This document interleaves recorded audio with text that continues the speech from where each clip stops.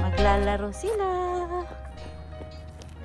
Bebe, nilalabas mo dila mo. Dito tayo, nak. Dito tayo. Let's go. Let's go. Asan ang entrance niyan?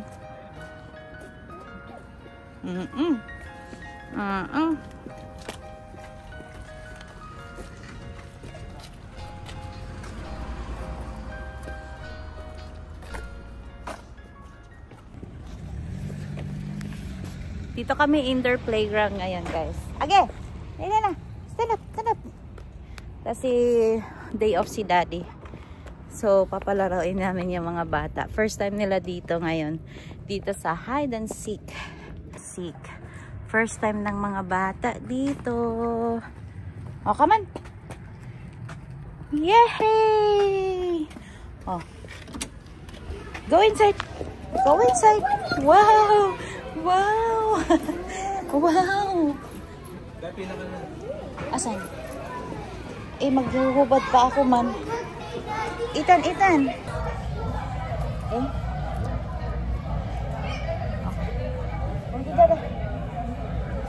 Wait lang, wait lang. Wait lang. You put your shoes here.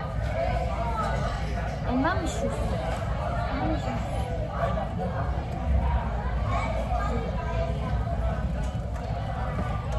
Nakapila na si daddy. Kasi dami tao. A lot of people. Come on, come on. Alicia. Alicia. Come here. Come here. Oh, come here. Come on. No, not yet. Not yet. Come here. Here. Let's go to daddy first. Here. Daddy. Wow. Wow.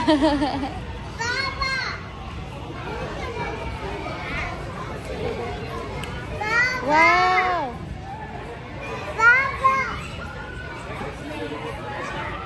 Here, go upstairs.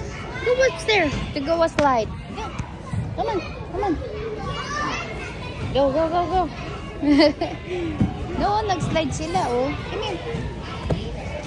Dito, doon tayo na. Doon tayo. Let's go. Yun na. Come on. Play, play, play. Play, play. We go play.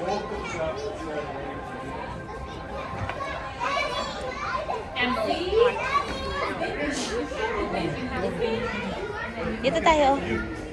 A lot of plushie.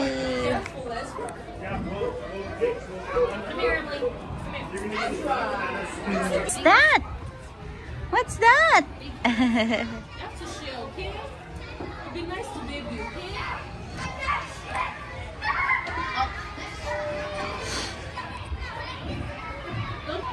Hi.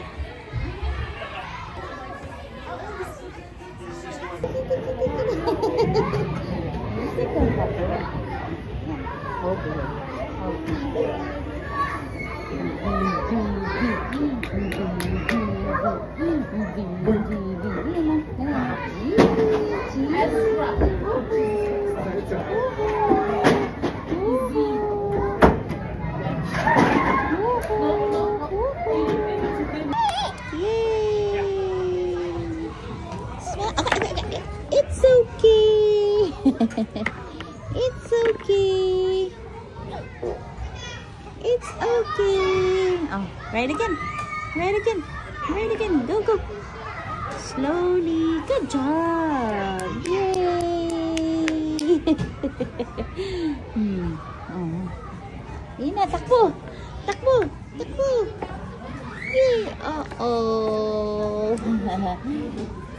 Where are you going? Where are you going?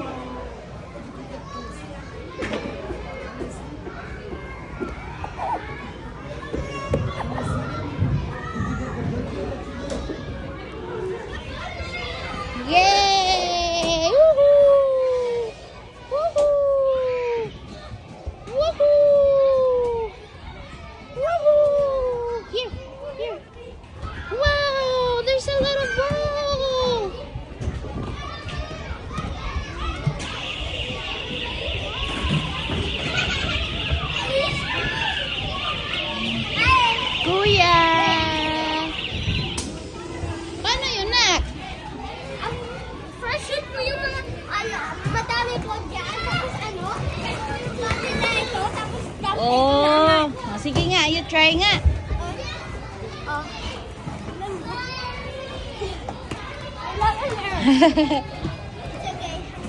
Come here, anak. You stay here. Here.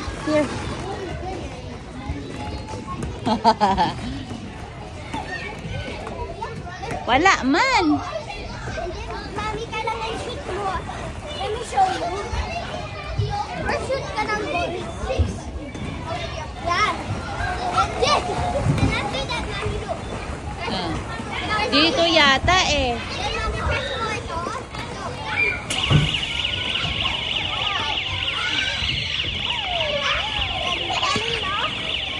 Ang galing no.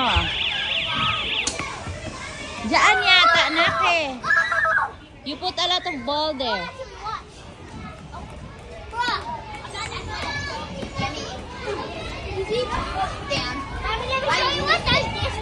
Sige. Sige, fill that up. Sige nga. Mami, see what happens, I know. Mamaya pag refill, put my hand. Sige, I'm taking a video. Now that. Go. Go. Wow! Wow!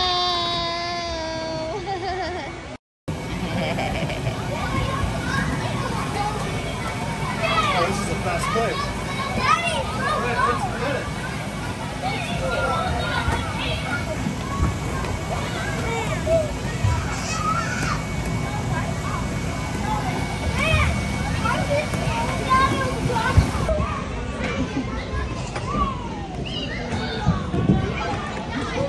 Sorry. No.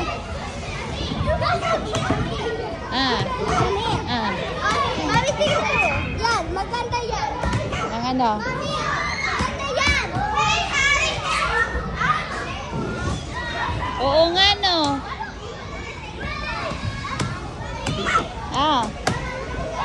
Kita ko. Galing no.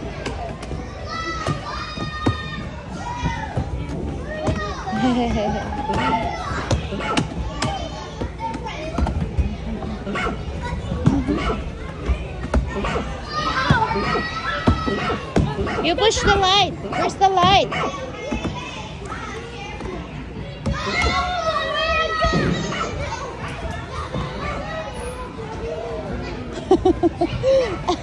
What's that?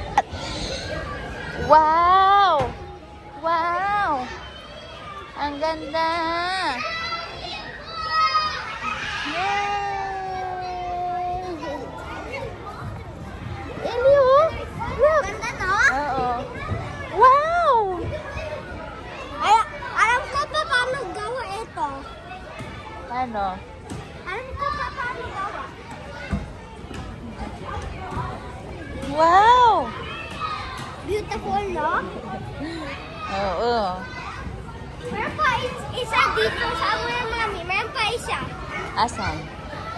O mag-slide si Alicia dyan, no? Tara nak, mag-slide. Sama mo siya nak, mag-slide kayo dalawa. Sige, slowly.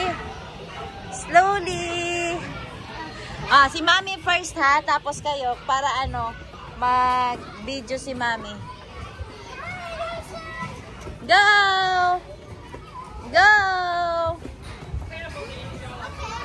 Careful! Just go up slowly. Go!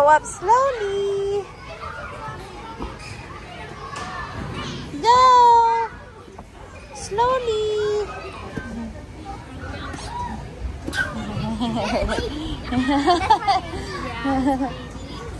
Go.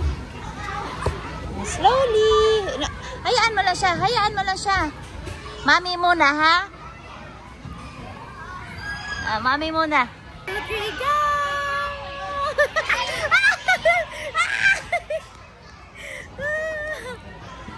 Go.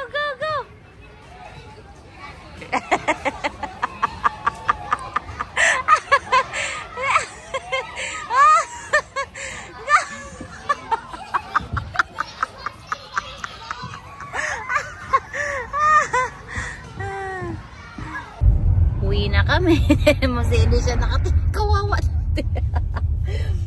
Bawal anak eh. Gusto niya Slippy. Tapos na silang maglaro. Ang itim mo talaga, nak.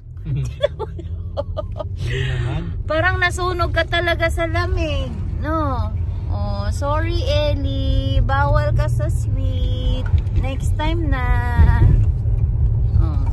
Oh, pinagbabawal kasi si Elisha mag-inom at saka kain ng sweet. Kaya, ayan.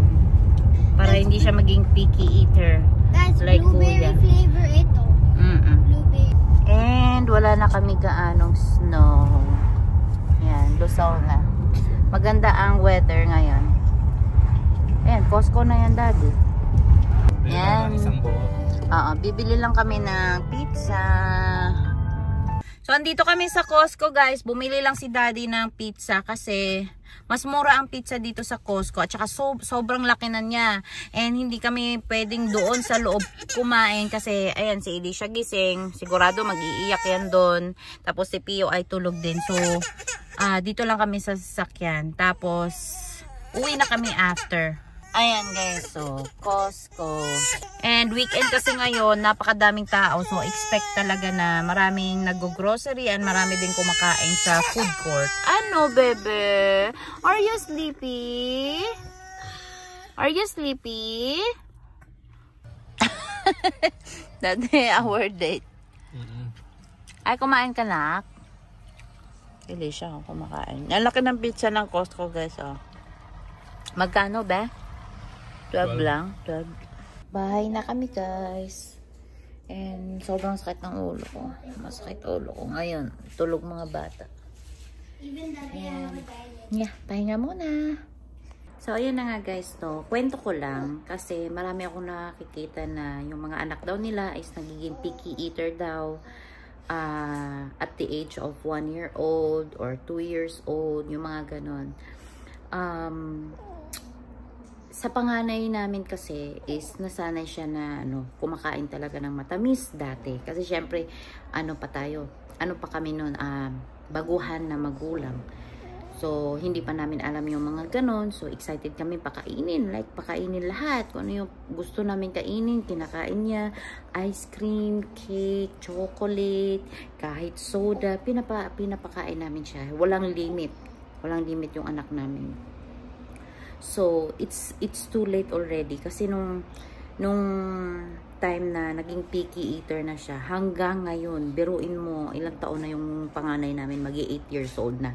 Hanggang ngayon, ayaw niya kumain ng kahit ano, kahit vegetable, or kahit ano talaga, as in kahit ano. Ang gusto lang niyang kainin, toyo, yung mga ganun, itlog, yung mga pagkain na wala masyadong lasa. Ewan ko, napakaselan niya talaga. Kaya sa mga mommies talaga na baguhan lang, or sa mga mommies na yung nagsisimula pa lang, like I can tell na mahirap talaga sa umpisa ang pagiging nanay, but ito lang yung tip ko talaga, wag niyong pakainin yung mga anak niyo ng matatamis kapag kumakain na sila, kasi napakahirap. Magsisisi kayo kasi kahit kami nagsisi talaga kami. Alam mo din, ang isa na sinisisi ko talaga dati, kasi sa Philippines ang mga bata is napakadaming vitamins like tiki-tiki, cherry fir, mga Celine, di ba matatamis yun, sobrang tamis yun, and walang absent yung anak namin sa ganun, like everyday namin siya pinapainom talaga. And alam nyo guys, dito sa Canada hindi uso ang vitamins. Ang laging advice ng mga pediatrician dito, ng mga doktor is through food. Dapat kumakain sila ng maayos para meron silang sustansya. Si Ethan, yung panganay namin, is meron siyang vitamins, but it's not liquid. Ano siya? Gummy. So, yung gummy na yun is multivitamins na siya. And nandun na lahat. So, kailangan ganun lang yung ibibigay namin. Hindi na namin siya pinapainom na mga cherry fir, mga ganun. Kasi wala naman dito yun eh. So, yun lang ang kaibahan dito at saka sa Philippines talaga guys. Kasi ang vitamins ng dalawa ko, yung babae ko at saka itong bunso ko, vitamin D lang and drop lang siya. ang vitamins nila is 1 drop lang talaga, and hindi siya matamis. Hindi siya matamis yung vitamins nila. Kaya sa mga mommies talaga, wag na wag ninyong painumin talaga or pakainin ng matatamis yung mga bata ninyo. Kasi, naku, napakahirap. Napakahirap mag-isip ng anong ipapakain sa kanila kasi ayaw nilang kumain. So, yun lang guys. Nakwento ko lang kasi ang daming struggle ng mga mommies ngayon. So, yeah, yun lang ang advice ko talaga sa inyo guys. Wag na wag talaga. Iwasan talaga ang matamis sa dila nila. So, kahit nga yogurt, hindi namin pinapakain yung babae muna namin. Tsaka na lang. So, ang pinapakain namin sa kanya kung ano yung mga niluluto ko lang, yung mga ganun. And more on rice, mga mixed veggies, yun ang pinapakain namin sa kanya. Tayo namang mga mommies ay lahat ay gagawin para sa mga anak natin. So, advice ko lang talaga yun as nanay na experience na namin yung gano'n na situation. So, yeah. So, nakaka-guilty lang guys, no? Kasi, syempre, nanay ako yung may kasalanan na bakit ko pinakain yung panganay ko ng gano'n. Diba? But it's okay. Ganun talaga. Lesson learned na yun. Kaya, hindi na namin ginawa namin sa pangalawa ko at saka sa bunso, hindi na namin gagawin. So, hanggang dito na lang guys. Maraming salamat sa panonood ng aming vlog. Sa mga bago kong subscribers, maraming salamat. And sa mga nanonood dyan na hindi pa nakapag-subscribe, please subscribe our channel. And yeah, see you to our next vlog. Bye!